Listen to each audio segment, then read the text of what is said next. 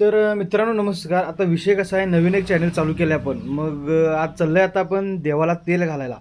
तर आवरतो आणि direct video चालू करूया. आणि बघा, नवीन चॅनल आहे, सबस्क्राईब नक्की करा.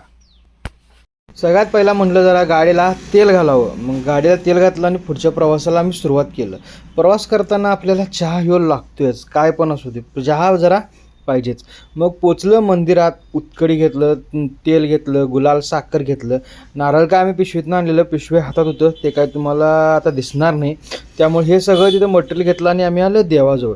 देवाजवळ आल्यावर असं मुख्य प्रवेशद्वाराजवळ थांबून हातपाय धुवालतो, तोपर्यंत एक छोटासा हा व्हिडिओ घेतला. व्हिडिओ घेऊन ह्या प्रवेशद्वारातून आम्ही आत गेलं. आत गेल्यानंतर उत्कडी कापूर ते सगळं इथं व्यवस्थित लावायची सोय आहे, मग ते पण आम्ही लावून घेतलं. त्यानंतर श्रींच्या घोड्यांचं पण दर्शन घेतलं आणि आम्ही पुढं गेलो.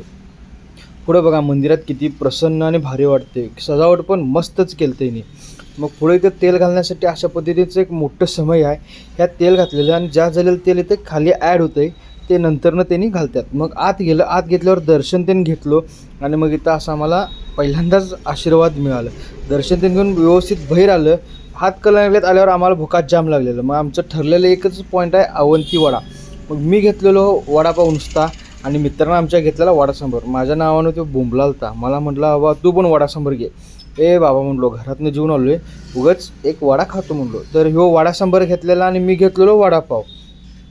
वडाची क्वालिटी तर एक नंबरच आहे. कधी पण सांगतो तुम्हाला, इकडे हातकणंगले साईडला गेला तर अवंतीचाच वडा खायचा, खतरनाकच आहे ते.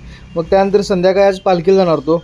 मग आज देमापर्यंत जांगडींची पालखी होती. तर बघा तुम्ही आता पुढचा व्हिडिओ, डायरेक्ट सिनेमॅटिक शॉर्ट्स.